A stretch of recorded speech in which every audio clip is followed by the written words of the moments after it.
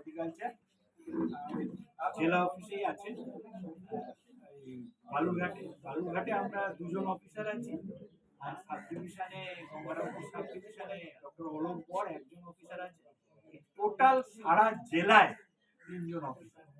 এই দিয়ে আমাদের সব প্রোগ্রাম চালানো।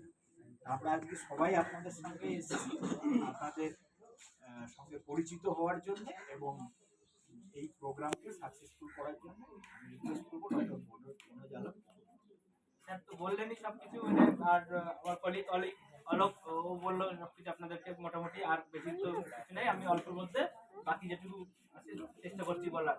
তো হর্টিকালচার দপ্তর তো সম্পর্কে আপনারা শুনেছেন সবকিছু, যে আমাদের দপ্তর কোথায়, দুটো দপ্তর, ছোট দপ্তর। তো আমাদের স্কিমগুলো যেমন আছে, স্কিমগুলো অনেক ছোট, কম আসে, মানে সবাইকে দেওয়া যেতে পারে না এতগুলো।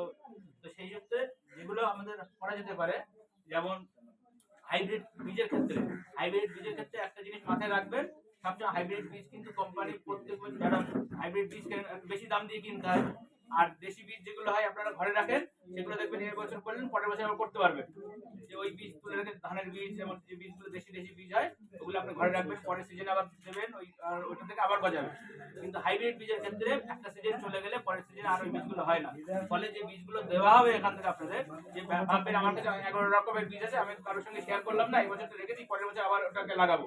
এই করলে আপনারা কিন্তু ভুল করবেন, ওটাকে ইঁদুরে খাবে, নাহলে ফেলে দিতে হবে। পরের বছর একটাও গজাবে না, আর ওইটা রেখে দিলে মাঠেও নষ্ট হয়ে যায়, পুরো সিজনটাই নষ্ট হয়ে যাবে আপনার। তো সেইটা মাথায় রাখতে হবে। আর এর কারণটা হচ্ছে হাইব্রিড যে বীজ কোম্পানি, তারা তো একটা ব্যবসার উদ্দেশ্য করে, যে আপনারা এক বছর বীজ নিয়ে চলে আসলেন, সেই বীজ দিয়ে করলেন, সেই বীজটা থেকে তার বীজ রেখে আবার ওটা দিয়ে করার চেষ্টা করলেন, তাহলে তো সে তার আর ব্যবসা বিক্রি হবে না। সে চাইবে তার যাতে ব্যবসা বিক্রি হয়, আপনি আবার তার কাছে গিয়ে বীজ কিনতে যান। সেই ক্ষেত্রে হাইব্রিড কোম্পানিগুলো ওইভাবেই বীজগুলো তৈরি করে। বীজের মধ্যে যে ফার্টিলিটি যে অংশটা থাকে, যেটা দিয়ে হয়, সেটা 1 বছরের পরে সেটা অটোমেটিক ভাইবিলিটি নষ্ট হয়ে যায়। ফলে আপনার প্রত্যেক বছর গিয়ে সেই বীজটা কিনতে হবে। আর কোনো বীজের ভাইবিলিটি 1 বছর 2 বছর, এক একটার ক্ষেত্রে এক এক রকম। সবই যে 6 মাস থাকবে বা একই 1 বছর থাকবে এরকম নয়। 1 থেকে 2 বছর ম্যাক্সিমাম থাকে। তবু সিজন চলে গেলে ওই সিজন, পরের সিজন আর করা যায় না ওই বীজগুলো। এইটা মাথায় রাখতে হবে যে বীজগুলো যে সিজন আছে, কিছু হয়তো পরের 3 মাস পরে লাগাতে হয়। যেমন শীতের পরে কিছু বীজ আছে, যেমন ভেন্ডি বা এই ধরনের বীজগুলো, বা আপনার তরমুজ, এই ধরনের বীজ যেগুলো আছে, সেগুলো শীতের পরে লাগাতে হয়। এই ধরনের বীজ থেকে থাকে, আপনারা জানেন কোন ফসল কোন সময় লাগাতে হয়, ওই সিজনটা আপনারা পাবেন। ঠিক আছে, ওইটা মাথায় রেখে আপনারা লাগাবেন বীজগুলো। দ্বিতীয় কথা হচ্ছে, আরেকটা হচ্ছে যে আমাদের বীজগুলো যে লাগালেন আপনারা, তার সঠিক পরিচর্যা করতে হবে। আর যেগুলো আপনাদের ঘরোয়া বীজ যেগুলো থাকে, সঠিক সময় সাহেব আগে বলে দিয়েছিলেন গাছ শোধন করার কথা, একটা শোধন না করে যদি না করা হয়, তাহলে কিন্তু বীজগুলো রোগ, যে ছোট ছোট চারা, যে আমরা বললাম মাটি চারা, যে মাটিতে জীবাণু ছোট ছোট মাইক্রো অর্গানিজম যেগুলো আছে, সেগুলো থেকে কি হয়। তো বীজের ক্ষেত্রেও একই রকম হয়, ছোট ছোট বীজ যেগুলো থাকে, সেগুলো যদি শোধন করে যদি না নেওয়া হয়, তাহলে সেই বীজগুলো কিন্তু নষ্ট হয়ে যাবে। আর আমাদের হাইব্রিড বীজগুলোর ক্ষেত্রে শোধন করা থাকে। এই শোধন করা আছে কিনা কিভাবে জানবেন আপনারা? জানবেন আপনারা, বলতে পারবেন? শুনছেন? বলছি বীজ শোধন কি করে করা থাকে জানেন? একটু বুঝবেন কি করে বীজটা শোধন করা আছে না শোধন করা নেই, বোঝার নেই। তো দেখবেন এইসব বীজগুলো নিয়ে যাচ্ছেন, ওর মধ্যে কোনোটা লাল রঙের বীজ আছে, কোনোটা সবুজ রঙের বীজ আছে, একটা কালার দেওয়া আছে। ওই কালার দেখে বুঝতে হবে এই বীজগুলো শোধন করা। আর ঘরের বীজ যেগুলো রাখেন, তুলে রাখলে ওগুলো বাড়ি থেকে যেগুলো ফেভিস্টিন বা এই জাতীয় যে জিনিসগুলো থাকে, ওগুলো দিয়ে ভালো করে শোধন করে নিতে হয়। যেমন আলুর ক্ষেত্রে, আপনারা আলু লাগান না বাড়িতে, দেখবেন শোধন করে যদি না লাগান, তাহলে ধসা লাগবে, তারপরে গোড়া পচে যাবে, এই সমস্যাগুলো হয়। আপনারা যখন শোধন করে যদি না লাগান, তাহলে আপনাদের সবসময় তো পোট্রেতে লাগাতে পারবেন না, আপনাকে খেতেই লাগাতে হবে, নার্সারিতে লাগাতে হবে। সেক্ষেত্রে আপনাকে যদি শোধন করে না লাগান, তাহলে সেক্ষেত্রে আপনার বীজের সমস্যা হবে, গোড়া পচে যাবে, আকারে শুকিয়ে যাবে। যে বীজ যতটুকু পয়সা বীজ কিনবেন, তার অর্ধেক হয়তো বাঁচবে, অর্ধেক মারা যাবে, তখন কোনো সমস্যা হবে। সেক্ষেত্রে প্রথম পর্যায়ে আপনি মাটি শোধন করতে হবে, বীজতলা শোধন করতে হবে, বীজ শোধন করতে হবে। এরপর তার সঠিক পরিচর্যা করতে হবে। নানা রকম রোগ পোকা লাগতে পারে, সেই রোগ পোকা থেকে বাঁচাতে হবে। তারপর আমরা ওটা মূল জমি যেখানে লাগাবো, সেখানে চাপানি সার দিয়ে বা যেগুলো আমাদের প্রয়োজন হয়, সেই সারগুলো দিয়ে আমরা সঠিকভাবে লাগাবো। সেটা আপনারা ভালোভাবেই জানেন, আপনারা করে আসছেন, দীর্ঘকাল ধরে চাষবাস করে আসছেন। আর একটা জিনিস হচ্ছে, নতুন যে যে আমরা যে ধান চাষের যে গল্পটা দিল আপনাদের, ওইটা দিয়ে বোঝানো হলো যে আপনার কিভাবে আরো বেশি উন্নত মানের আর বেশি পরিমাণে অর্থনৈতিক ভাবে উন্নত হতে পারে, স্বাবলম্বী হতে পারে।